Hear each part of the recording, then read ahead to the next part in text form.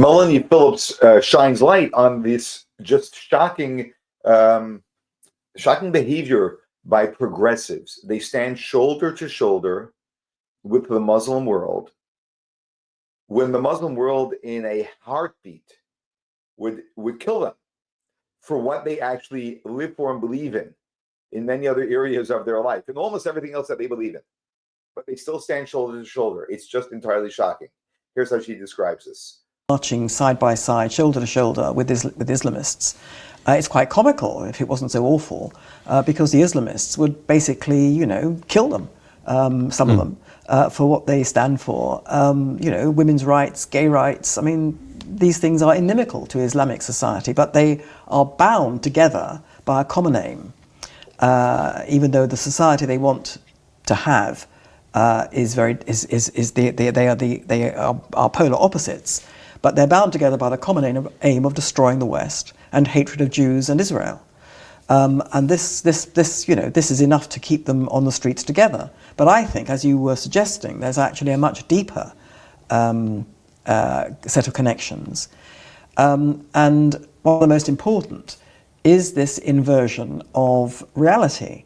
The Islamic world, as I understand it, is dominated, unfortunately, at the moment by people who believe that Islam is perfection and the rest of the world is basically the work of the devil. And so anything that happens in the Islamic world is good, and anything that happens in the other world, in the non-Islamic world, is bad. And so if Muslims commit terrible crimes, human bomb attacks, in this framework of thinking, they are always acting in self-defense. They're always acting in defense of the world of Islam, because they are doing the work of God. And the people they have murdered are basically bad people, and they're only killed because they were attacking Islam. It's a complete inversion. When you come to the Palestinian cause, that's exactly what it is. They accuse Israel of doing precisely what they're doing, but of which Israel is innocent. So the Palestinian Arabs want the ethnic cleansing of every Jew from a future state of Palestine, and they accuse the Jews of ethnic cleansing, the Jews of Israel. I mean, it was the Arab world which really ethnically cleansed 850,000 Jews from the entire Arab world, a world in which they had lived since antiquity, after Israel was created, and they were expelled because they were Jews. So that was ethnic cleansing. So the Palestinian cause accuses Israel falsely. Now, the Western liberal falls for that for two reasons. First of all, it believes in the Palestinian cause because it believes that gives itself, as a progressive world, moral worth. But also because the progressive liberal mindset has also been to invert reality. It was decades ago that the West told itself, the Western intellectuals told themselves that objective truth was no more. There was no such thing as objective truth. Anyone who believes there is such a thing as absolute or objective truth is quite clearly, in this way of thinking, a complete intellectual cretin. Only, sophisticated people know that everything is a matter of opinion. Feelings trump facts.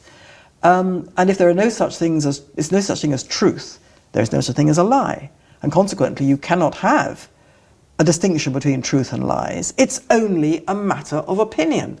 So if I say that the Israelis are the victims of ethnic cleansing and or the attempted ethnic cleansing and attempted genocide, that's only my opinion, according to this mindset.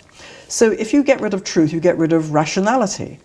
And you open the way to what we have developed, which is the belief that, as Oprah Winfrey said to Meghan Markle, your truth. You have your truth, I have my truth. Well, excuse me, I mean, what's she talking about? She's talking about opinions, and she's talking at the worst level about, lies being someone else's truth. It's a mind-frying kind of hijack of language that we're living through. But going on, what have we created in the West, in the progressive West, as a result of this business of, it's my truth, everything's a matter of opinion, my feelings trump facts. It's all to do with the individual. What the individual wants, what the individual says, what the individual feels is what is. And that has led to our victim culture, in which I feel oppressed by you, and because I feel oppressed by you, I am oppressed by you, even though I may have been absolutely dreadful to you and have caused you to lose your job and all your social circle and all your prospects, but nevertheless, I'm the victim of you. So it's that kind of inversion, that you can do no right because you are an oppressor group. You are white, you are male, you are Christian, you are Western, whatever it is. You're an oppressor group, therefore you can do no right. And I am black, I come from a developing world country, I am not conventionally gendered or sexualized, whatever it is. I define myself as a minority victim group. I can therefore do no wrong because I'm a victim. I must be the victim of you, even though I have told lies about you, I have damaged you. This is irrelevant.